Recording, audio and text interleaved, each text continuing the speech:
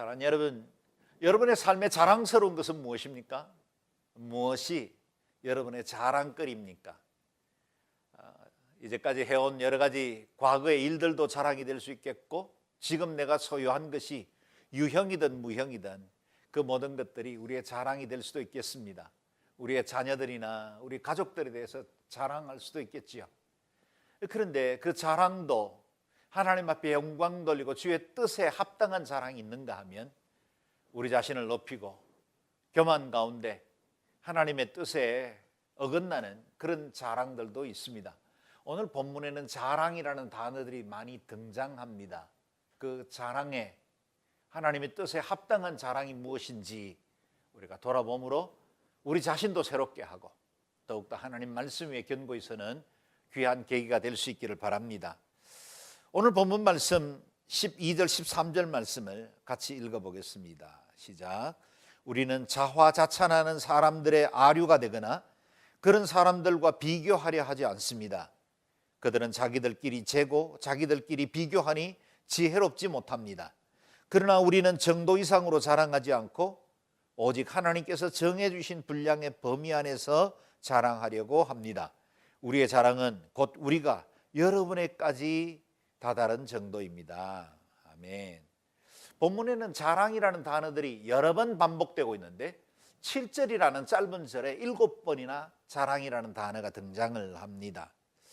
실제로 고린도 전후서에는 32회라는 많은 수의 단어로 자랑이라는 말을 설명을 합니다. 그 가운데 24번은 요즘 우리가 묵상하고 있는 고린도 후서에 기록되어 있죠. 그리고 그 후서에도 특별히 10장에서 13장까지의 이 자랑이라는 단어들이 모여 있습니다. 그렇다면 사도 바울이 이렇게 자랑이라는 말을 많이 사용했어야 할 이유가 뭘까요?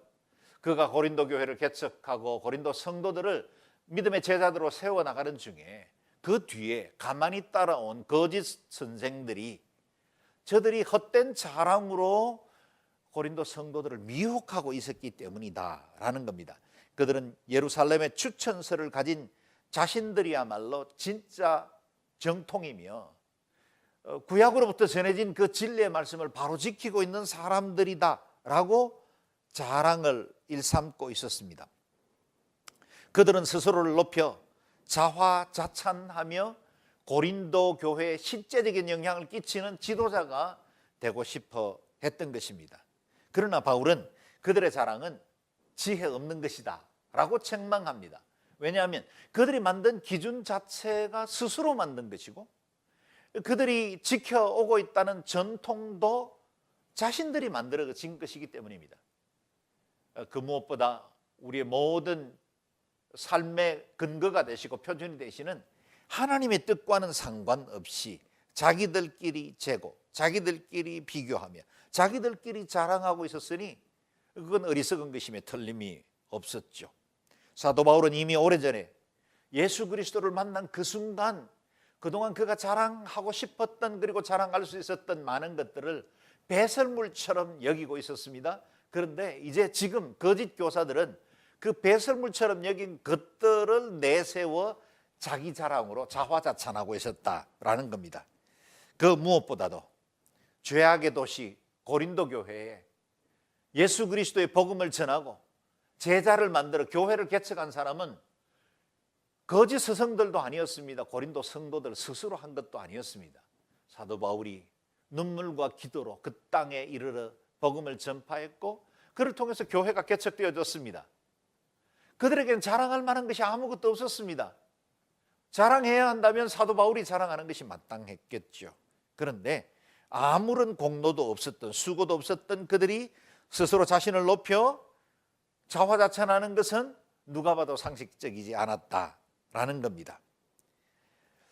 사랑하는 여러분, 우리가 하나님 앞에 돌아오면 자랑할 것이 무엇이 있겠습니까? 십자가 앞에 조아리면 우리의 의의가 어디 있습니까? 우리가 내세울 만한 공로가 어디 있겠습니까?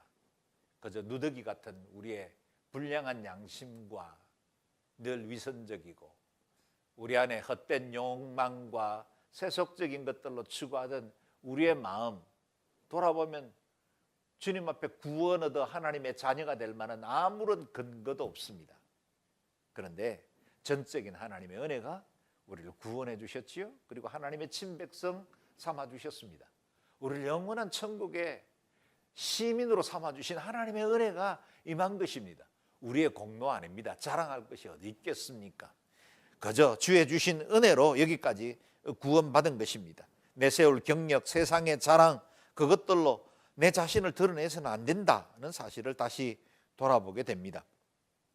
이렇게 허물 많고 부족한 사람, 스스로의 죄로 멸망할 수밖에 없는 우리를 구원해 주신 그 하나님의 은혜에 감사할 것밖에 없습니다. 그래서 고린도전서 1장에서 사도 바울은 말했지요. 이는 어떤 육체라도 그분 앞에서 자랑하지 못하게 하려는 것입니다. 하나님의 은혜를 은혜로 아는 사람들은 자랑하지 않습니다. 내세울 것이 없다는 걸 너무나 잘 알기 때문이죠. 우리 역시도 하나님의 그 전적인 은혜로 구원받았다는 사실을 잘 알면서도 어느새 슬그머니 우리 자신을 높이려는 생각들이 슬금슬금 우리 마음속에 자리를 잡기 시작합니다. 그것이 하나의 요새가 되어 강한 진을 구성하고 하나님의 뜻보다는 내 이기적인 야망과 욕심을 이루어 나가는 전초기지로 그 요새를 사용할 때가 많지요. 조금만 방심하면, 그리고 안일함에 빠져버리면 어느새 세속적인 생각들이 우리의 마음을 지배하려고 할 때가 많은 것을 보게 됩니다. 한편 참된 복음의 진리를 가진 바울의 자랑은 거짓 교사들이 가지고 있었던 그 자랑과는 차원이 다른 것이었습니다. 우리는 정도 이상으로 자랑하지 않고 오직 하나님께서 정해 주신 분량의 범위 안에서 자랑하려고 합니다. 우리의 자랑은 곧 우리가 여러분에게까지 다다른 정도입니다. 바울 역시 자랑이 없지 않았습니다. 그가 이전에 자랑할 만한 것, 세상에 육체적으로 의지하던 것들 다 버렸더니 그의 안에 새로운 자랑이 채워지기 시작했습니다. 이전에 여기던 그 귀한 것 버렸는데 배설물처럼 여겼더니 그에게는 다른 자랑이 그의 마음을 채우기 시작했다는 것입니다. 그 자랑은 정도 이상은 하지 않는 자랑, 또한 하나님께서 정해주신 분량의 범위 안에서 하는 자랑이었다는 겁니다. 사도 바울이 고린도 전서에서도 후서에서도 거의 동일한 말씀으로 두 번에 걸쳐 자랑의 범위를 우리에게 가르쳐 줍니다. 자랑에도 범위가 있습니다. 고린도전서 1장 말씀이죠. 그러므로 기록되기를 자랑하는 사람은 주 안에서 자랑하라 함과 같습니다. 자랑의 범위는 주 안입니다. 오늘 본문 17절에도 말씀하시죠. 자랑하는 사람은 주 안에서 자랑하도록 하십시오. 역시 우리가 자랑할 수 있는 그 범위가 한정되어 있다, 제한적이다 라는 사실을 알게 됩니다. 자랑으로 번역된 헬라어 카우마이는 세 가지 뜻을 가지고 있습니다. 일반적으로 우리가 알고 있는 자랑하다, boast, 그리고 기뻐하다, rejoice, 영광 돌리다, glory. 이 세 가지의 뜻을 다 포함하고 있고 전후 문맥에 따라서, 그리고 이 자랑이라는 말이 수식하는 목적어에 따라서 그 내용을 다양하게 쓸 수 있는 그런 단어다라는 겁니다. 동일한 단어지만 자랑의 대상이 누구냐에 따라서 이 단어는 다른 용법으로 쓰여질 수 있다라는 겁니다. 우리의 자랑, 한국어의 자랑이라는 말도 그렇죠. 그것이 때로는 우리의 자아를 경고케 하고 우리가 가지고 있는 삶의 자부심, 내가 속해 있는 공동체를 자랑스럽게 여기는 단어로 쓰여질 수도 있지만 때로는 이것이 교만해져서 다른 사람들에게 상처를 주거나 또 다른 사람들을 열등감에 빠지게 만드는 죄의 자리에 이를 수도 있죠. 또 하나님의 그 능하신 손 아래서 겸손하라 하신 것을 뛰어넘는 인간 자신을 높일 때 그건 또 다른 죄가 되기도 합니다. 이 단어의 의미들을 보면 우리는 내가 이룬 성취나 업적, 그리고 내가 얼마나 수고하고 애썼는지를 드러내는 것이 아니라 나를 통해서 일하신 하나님, 내 속에 여전히 섭리하시고 역사하시는 그 하나님을 드러내는 것이 자랑의 범위, 그 한계 안에 있는 것이다 라는 사실을 알게 됩니다. 사도 바울은 고린도 교회에다가 그에게 가진 자랑이 있었는데 우리의 자랑은 곧 우리가 여러분에게까지 다다른 정도입니다. 조금 말씀이 선뜻 이해가 되지 않습니다. 사도 바울이 자랑하는 것은 그들이 예수 그리스도의 복음을 받아들이고 하나님의 자녀가 된 것, 그것이 바로 우리의 자랑이다 라고 말한 것입니다. 사도 바울은 자신이 수고하고 애써서 교회가 세워졌으니 내가 그것을 자랑한다 라고 말하는 게 아닙니다. 바울은 이전에도 복음을 위해서 수고하는 것 자체 자랑하지 않는다고 밝힌 적이 있죠. 1장 고린도전서 9장 16절 말씀입니다. 그러나 내가 복음을 전하는 것은 내게는 자랑할 것이 아닙니다. 그것은 내가 꼭 해야 할 일이기 때문입니다. 내가 복음을 전하지 않는다면 내게 화가 미칠 것입니다 라고 고백했습니다. 내가 생명복음을 가졌습니다. 거듭났습니다. 하나님의 자녀가 됐습니다. 변화받고 보니 하나님의 그 영광을 경험했습니다. 전하지 않을 수가 없었습니다. 만약에 내가 전하지 않는다면, 어느 누군가 복음 들어야 하는데 그 복음이 없어서 영원한 저주 가운데 빠진다면 내게 화가 미칠 겁니다. 그건 전도하지 않으면 저주가 임할 것이다, 그런 의미가 아니죠. 사도 바울 안에 있는 거룩한 부담이었습니다. 예수 진짜 만나면 이런 마음이 생깁니다. 내가 영생을 얻었습니다. 내가 영원한 생명을 얻고 하나님의 자녀가 되었고, 이전에 좋던 것 이제는 값없고, 이전에 내가 죄된 삶을 살아가다가 이제는 새 피조물이 되었다는 것이 확실해지면 이 복음 전하지 않는 게 이상합니다. 우리가 어디 가서 맛있는 식당에서 좋은 음식 한 가지를 먹어도 사랑하는 사람들에게 말하고 싶어 하잖아요. 내가 본 영화가 정말 재미있고 유익하면 그것 다른 사람들에게도 보라고 권하지 않습니까? 우리가 영원한 천국과 하나님의 자녀되는 특권을 누리는데 전하지 않는 게 이상하죠.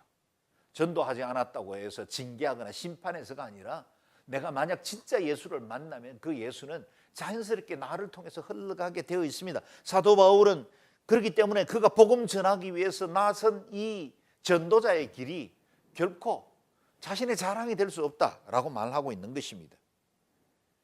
그가 복음을 가지자 말자 그 거룩한 부담이 그를 덩떠 밀었습니다.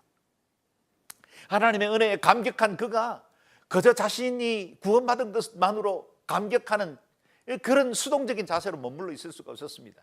뛰어나갔죠. 열국을 찾아다녔습니다. 잃어버린 영혼들, 도시들을 찾아다니며 하나님의 나라 복음을 전파하지 않을 수 없었던 것입니다. 바울이 고린도 성도들에게 다다른 것, 곧 복음 전파하고 그들에게 하나님의 교회를 세울 수 있었던 것은 하나님의 은혜였고 또한 주님께서 행하신 일이었습니다. 바울이 고린도에 복음을 전파했던 동기들이 이어지는 말씀이 나오는데요. 같이 읽어보겠습니다. 시작. 14절에서 16절입니다. 우리는 여러분에게 가지 못한 사람들로서 스스로 과신에 나아갔던 것이 아닙니다. 우리는 그리스도의 복음 안에서 여러분에게까지 갔던 것입니다. 또한 우리는 다른 사람의 수고를 가지고 분량밖에 자랑을 하는 것이 아닙니다. 다만 우리가 바라는 것은 여러분의 믿음이 자라남으로 우리의 활동 영역이 여러분 가운데서 크게 확대되는 것입니다.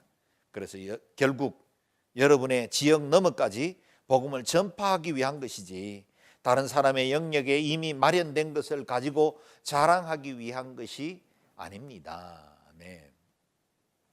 바울이 로마 제국의 여러 도시들을 여행하면서 1차, 2차, 3차에 걸친 복음 전도 여행을 하지요. 그 가운데 고린도 교회까지 이르러 복음을 전할 수 있었던 것도 그 자신의 열심이 아니었습니다. 그가 하고 싶은 열정만으로 이룬 일이 아니었죠. 왜냐하면 그는 하나님께로부터 소명, 부르심을 받았기 때문이었습니다. 사도 바울의 분명한 부르심, 그가 회심하던 때 다메섹의 제자였던 아나니아에게 주신 주님의 말씀이 바울의 소명을 분명하게 확정하고 있습니다. 9장 15절입니다. 사도행전입니다. 주께서 이르시되 가라. 이 사람은 내 이름을 이방인과 임금들과 이스라엘 자손들에게 전하기 위하여 택한 나의 그릇이라 말씀하시죠. 베드로가 선민 유대인들의 구원을 위해서 구별된 그릇이라면 로마 시민권을 가졌고 헬라 철학에 능했고 그러면서도 구약의 모든 그 율법에 능했던 바울, 그는 이방인에게 오래 오랫동안 언약으로 주어졌던 그 구원 예수 그리스도를 전파할 이방인을 위한 그릇으로 부름받았다라는 겁니다. 이 부르심은 단순히 바울 개인의 체험으로 그치지 않습니다. 아나니아 한 사람의 경험으로 이 개인의 소명이 확정된 게 아닙니다. 사도행전 15장에 보면 예루살렘 공의회라는 교회사적으로 굉장히 중요한 모임이 이루어집니다. 거기 예루살렘 교회 3대 기둥이라고 말하는 베드로와 요한과 야고보가 나머지 영적 지도자들과 함께 이방 땅에 전파되는 이 복음, 특별히 갈라디아 지방에서 먼저 시작되었던 이 복음에 대해서 이제 우리가 그동안 가지고 있었던 유대 중심의 이 복음을 어떻게 재해석하고 사도 바울이 전파하는 그 복음에 대해서 어떻게 교회가 공적으로 인정할 것인가에 대해서 깊이 있게 토론하고 나누었던 회의가 예루살렘 공의회입니다. 실제적으로 예루살렘 공의회의 회의 결과 때문에 복음은 마음껏 로마 전역으로 흩어질 수 있었고, 그것이 서진을 계속하면서 오늘 우리 대한민국에까지 복음이 이르러 저와 여러분이 예수 그리스도의 사람이 될 수 있었던 겁니다. 이방인들에게 복음의 문을 활짝 열어준 중요한 전환이 되는 회의였습니다. 이 예루살렘 공의회를 통해서 사도 바울에게 이방인을 위한 택한 그릇이라는 사실을 교회가 공적으로 승인한 것입니다. 역시 소명은 두 가지 축이죠. 내적 소명이 있는가 하면 외적 소명이 있습니다. 내적 소명은 내가 주님을 위해서 어떤 일들을 하고 싶어 할 때 선교사로 부름받았습니다. 신학교에 가야 되겠습니다. 또는 내가 주님을 위해서 어떤 일을 하고 싶습니다. 내 내면에 어떤 감동이 일어났을 때 그건 내적 소명이라고 부릅니다. 그러나 그 내적 소명은 마치 수레의 두 바퀴처럼 외적 소명이 지지할 수 있는 것이어야 합니다. 내가 속해 있는 공동체든지 아니면 영적 지도자가 볼 때 그가 그와 같은 일을 해도 좋을 만한 준비된 사람이라는 것을 공식적으로 인정하는 거죠. 그래서 뭐 때로는 신학교 시험을 치르기도 하고 선교사 허입 심사를 하기도 합니다. 이건 외적 소명에 해당되는 것이라 할 수 있겠습니다. 사도 바울은 그 자신이 내적 소명과 함께 외적 소명을 함께 증명받을 수가 있었던 사람입니다. 그런 사도 바울의 복음 전도 사역과 그가 전한 그 복음에 대해서 예루살렘의 추천서를 가지고 왔다고 말하는 고린도 교회의 거짓 교사들은 끊임없이 사도 바울의 복음 전파를 방해하고 복음을 왜곡시키려고 하는 시도들을 계속해 왔다는 겁니다. 그것은 예루살렘 교회의 공적인 신임을 받은 것도 아니었습니다. 그저 자신들이 가지고 있는 유대주의에 묶여서 그걸 강조하고, 그리고 바울이 전파하고 세워진 그 교회를 미혹하는 역할들을 하고 자기들이 그 복음의 중심 주도권을 잡고 싶어 했던 거죠. 이와 같이 이들이 행하던 이 모든 일들은 온 세상에 복음을 전파하기 위해서 사도 바울을 택하시고 그 복음이 전파되던 하나님의 그 뜻과도 정면으로 배치되는 일이었습니다. 바울이 이토록 강력하게 복음의 정당성을 주장하는 이유도 바로 여기에 있습니다. 이 복음은 유대인들 안에 머물러 있을 수 있는 복음이 아니었습니다. 온 세상을 향하신 예수 그리스도의 구원의 소식이었고 땅끝까지 이르러 증인이 되라고 말씀하신 부활하신 주님의 명령이기도 했습니다. 그런데 그들은 예수 믿으려면 먼저 유대인이 되라고 강조하고 있었던 겁니다. 자칫 우리가 가지고 있는 이 복음이 유대주의의 유대 종교의 아류 정도로 남을 수 있는 위험 가운데 있었습니다. 그래서 사도 바울은 복음의 칼을 빼어들고 강력하게 대적하는 자들에 대해서 명령하고, 그리고 그것이 거짓이라는 것을 선언하죠. 갈라디아 교회에 따라 들어온 거짓 교사들에게 이렇게 단호하게 선언합니다. 같이 읽어보겠습니다. 다른 복음은 없나니 다만 어떤 사람들이 너희를 교란하여 그리스도의 복음을 변하게 하려 함이라. 그러나 우리나 혹은 하늘로부터 온 천사라도 우리가 너희에게 전한 복음 외에 다른 복음을 전하면 저주를 받을지어다. 만약 그것이 하늘에서 온 천사라 할지라도, 신령한 능력과 기적을 드러내면서 너희들에게 복음을 전한다 할지라도, 만약에 사도 바울이 전파했던 그 복음 외에 다른 어떤 것을 전한다면 그것은 저주받을 일이다 라고 단호한 선포를 하는 것입니다. 여러분, 이 말씀을 읽을 때 사도 바울의 거친 호흡이 느껴집니까? 단호하면서도 거룩한 분노 가운데 충만해 있는 바울의 그 절절한 감정이 느껴지지 않습니까? 바울은 주님께 받은 이 복음의 진리가 너무나 분명했습니다. 설사 하늘에서 온 천사라도 이 복음 외에 다른 것, 왜곡된 것들을 전하면 그건 저주받아야 한다라고 선언한 것입니다. 그렇습니다. 저와 여러분 은혜로 말미암아 구원받았습니다. 저와 여러분 예수 그리스도를 믿는 그 믿음으로 의롭다 칭함을 받았습니다. 우리의 공로나 자격이 조금도 필요하지 않습니다.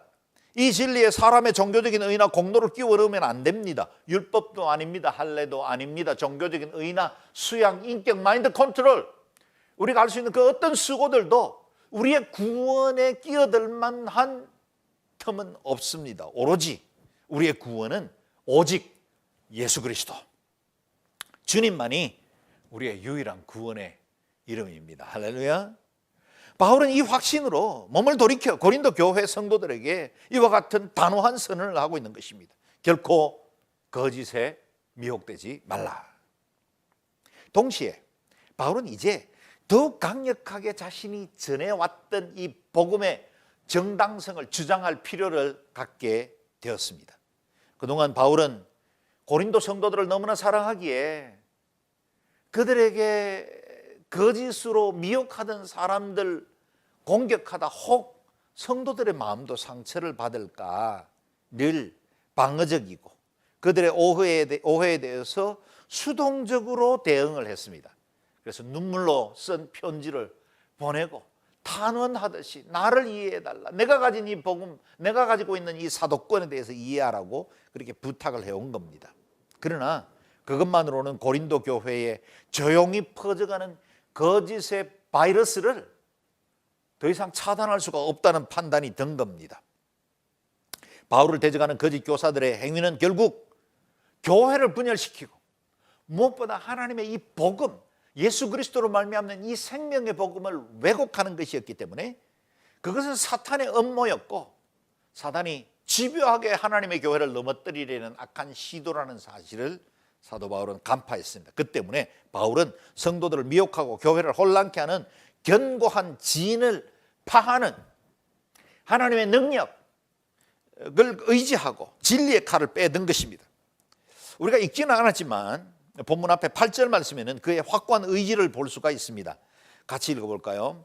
만일 우리가 우리의 권세를 좀 지나치게 자랑한다고 해도 그것은 여러분을 파멸시키기 위해서가 아니라 여러분을 세워주기 위해서 주께서 우리에게 주신 것이므로 우리는 부끄럽지 않을 것입니다.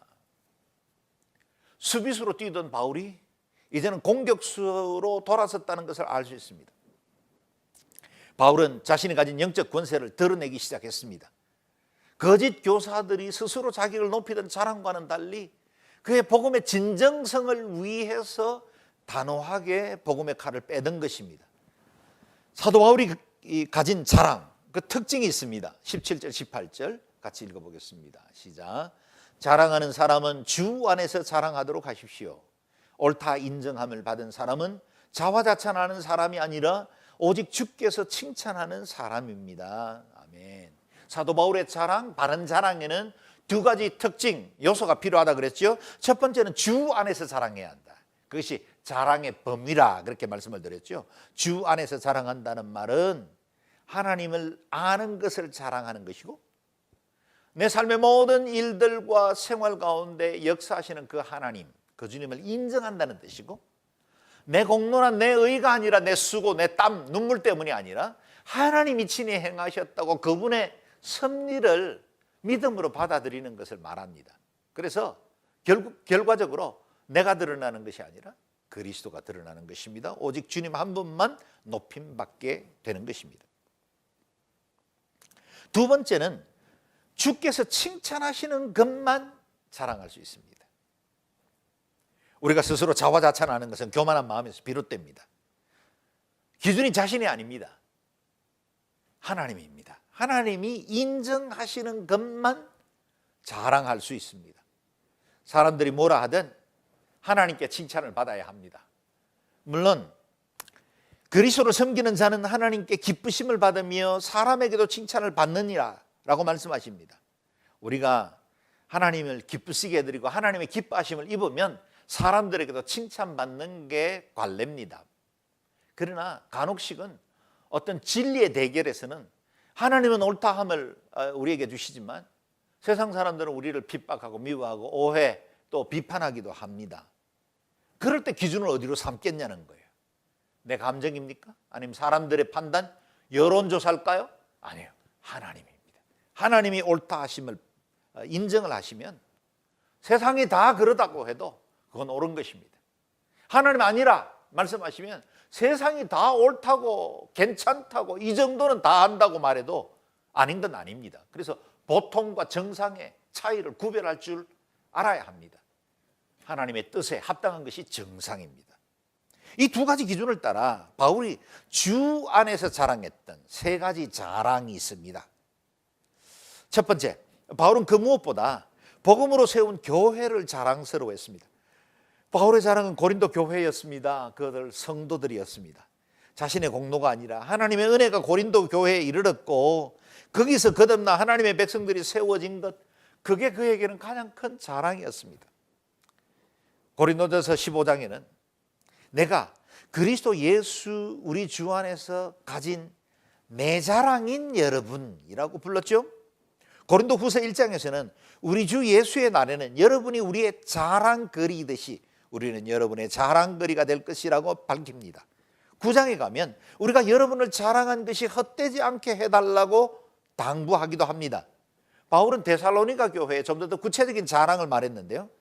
우리 주 예수 그리스도께서 오실 때 그분 앞에서 우리의 소망이나 기쁨이나 자랑의 면류관이 무엇이겠습니까? 여러분이 아니겠습니까? 사도 바울의 자랑은 그가 개척하여 섬겼던 교회였고 거기 하나님의 백성이 되었던 성도들이 늘 그들의 자랑이었습니다. 바울이 이와 같이 세웠던 그 교회, 그것이 가장 큰 기쁨이요 면류관이요 자랑이라고 했습니다. 여러분은 어떤 것들로 자랑합니까? 저는 스리랑카에 7년간 선교사로 있었습니다. 그곳에서 여러 교회들을 현지인 사역자들과 함께 개척했습니다.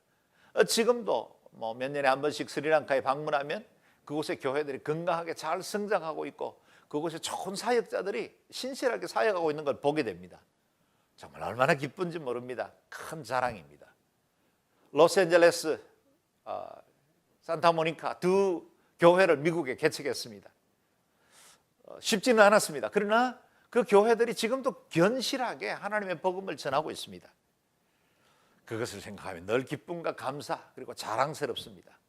스리랑카에 학교를 세웠습니다. 거기 약 500명의 학생들이 있고 이전에도 또 졸업생들이 있습니다. 그들 중에 일부는 한국에 유학도 오기도 하고 장학금을 받으면서 또 국제적인 대학에 다니기도 합니다. 얼마나 자랑스러운지 모르겠습니다. 제가 노력하고 수고해서 얻었기 때문에 자랑하는 게 아닙니다. 그곳에 하나님의 영광이 드러났거든요. 그곳에 하나님의 역사, 섭리하심이 있었다는 사실을 드러낼 수 있는 간증이 되었거든요. 그게 찬송의 제목이 된 것입니다. 사랑하는 여러분, 여러분에게 자랑은 무엇입니까? 여러분의 교회는 정말 자랑스러우십니까? 여러분이 속해 있는 신앙 공동체는 자랑스러운 공동체입니까? 그것이 자랑이 되기를 바랍니다. 교회가 완전해서가 아닙니다. 험이 없거나 아무런 문제가 없어서가 아닙니다. 그곳에 예배가 있고 하나님의 사랑하는 성도들이 함께 믿음을 나누고 있다면 그건 정말 자랑스러운 공동체입니다. 그 공동체를 위해서 작은 것이라도 수고하고 섬기고 사랑을 나누는 것, 그건 여러분의 자랑이 될 수 있습니다.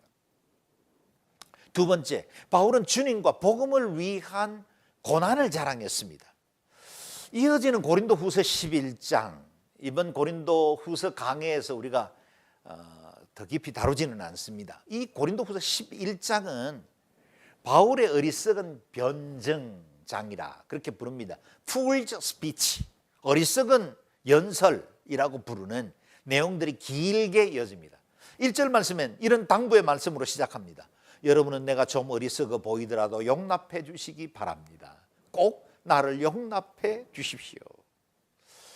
바울이 그가 전한 이 복음의 진리 그리고 그의 사도성을 변증하기 위해서는 이제까지 그를 인도해 오신 하나님의 손길들을 나누지 않을 수가 없습니다. 그래서 지금 여기까지 이끄신 하나님의 은혜, 자신이 어떻게 사역해 왔는지를 나누어야 하는데 그 나누는 게 때로 어떤 사람들에게는 어리석은 자랑처럼 여겨질 수도 있었다는 겁니다. 여러분, 우리가 믿음의 간증을 하는데 그 간증이 어떤 사람들에게는 좀 불편해지기도 하잖아요. 간증이 자칫하면 자신을 자랑하는 도구가 되기도 할 때도 없지 않습니다. 그래서 사도 바울은 부탁하는 겁니다. 여러분이 나의 이 모든 이야기들을 어리석어 보이더라도 용납해 주시기를 바랍니다. 자랑이라 그렇게 표현했지만 실상 그가 당한 고난의 여정을 소개하는 것이었습니다. 몇 절만 제가 읽어보겠습니다. 우리의 약한 모습 그대로 내가 욕을 하듯이 말합니다. 그러나 누가 감히 무엇을 자랑한다면 나도 감히 어리석음을 무릅쓰고 자랑 좀 하겠습니다. 그리고 난 다음에 그들이 히브리인이면 나도 히브리인입니다. 그들이 유대인이면 나도 유대인입니다. 나도 율법에 능했습니다. 이런 쭉 이야기들이 나옵니다. 그리고 난 다음에 고난의 이야기가 나오는데요. 나는 수고도 많이 하고 매도 수없이 맞고 감옥살이도 많이 하고 죽을 고비도 여러 번 넘겼습니다. 유대 사람들에게 40에 하나 감한매를 5번이나 맞았고 3번 채찍으로 맞았고 1번 돌로 맞았고 3번이나 파선을 당했고 밤낮 꼬박 하루를 바다에서 헤맨 적도 있습니다. 이후에도 2절이나 걸쳐서 그가 얼마나 많은 고난과 어려움 중에 이 복음을 전했는지를 말하고 있습니다. 그렇다면 그가 고생하면서 복음을 전했는지를 자랑합니까? 아닙니다. 이런 희생을 치르면서 전해진 복음이라는 겁니다. 이런 많은 수고의 과정을 거쳐서 세워진 것이 고린도 교회다라는 겁니다. 그만큼 복음은 소중한 것입니다. 그만큼 교회는 존귀한 것입니다. 많은 희생을 치루어도 괜찮을 만큼, 더 많은 수고와 아픔을 겪어도 괜찮을 만큼 이 복음은 유일하고 완전한 진리라는 사실을 드러냅니다. 이렇게 환난을 감수하고 세워진 교회를 뒤따라 들어온 몇몇 거짓 교사들이 이상한 이야기로 뒤흔들 수 있는 교회가 아니다라는 사실을 말하고 싶었던 겁니다. 사는 여러분, 복음이 이 땅 조선에 들어오기까지 치러야 했던 수많은 박해와 선교사님들의 고귀한 희생을 생각하면 어찌 우리가 교회를 가볍게 여길 수 있겠습니까? 그것이 아주 멋진 웅장한 교회이든 상가 2층에 있는 작은 교회이든 우리가 지금까지 복음을 받기까지 수많은 순교의 피들이 흘려졌고 2000년 교회 역사에 엄청난 사람들이 이 복음을 위해서 자신의 생명을 드렸던 걸 생각하면 내가 가진 이 복음, 내가 믿고 있는 이 말씀, 내가 지금 부르고 있는 이 예수 이름이 얼마나 존귀합니까? 얼마나 보배롭습니까? 어떻게 함부로 다룰 수 있겠습니까? 어찌 함부로 비난하고 판단할 수 있겠습니까? 고귀한 것이죠. 세 번째, 마지막으로 바울은 오로지 그리스도의 십자가만 자랑했습니다. 갈라디아 교회에 전한 바울의 고백을 보십시오. 그러나 내게는 우리 주 예수 그리스도의 십자가 외에는 결코 자랑할 것이 없습니다. 그리스도로 인해 세상이 내게 대해 십자가에 못 박혔고 나 또한 세상에 대해 그러합니다. 아멘.